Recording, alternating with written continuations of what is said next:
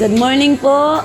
Habang inaantay ko po yung aking pagkain, okay lang po na mag-share ng love of Jesus. Okay lang.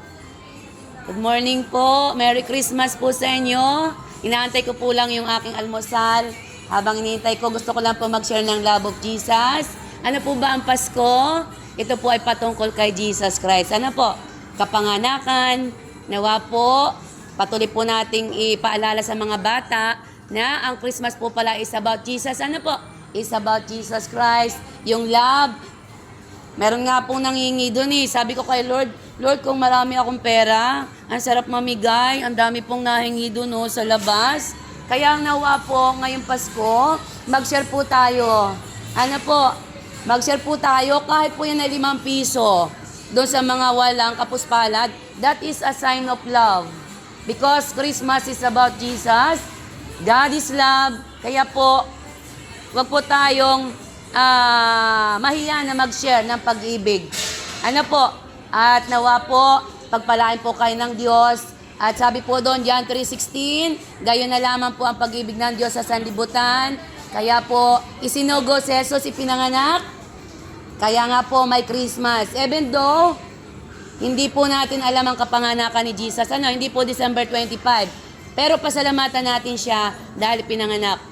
Sabi po, ang Christmas ay para sa bata. Paano tayo? Dapat, di ba, tayo rin di ba? Labas na lang kumang. Kumakain ako, anak, kaya habang, ikaw naman talaga. Hindi po. Isa God loves, okay, it's okay.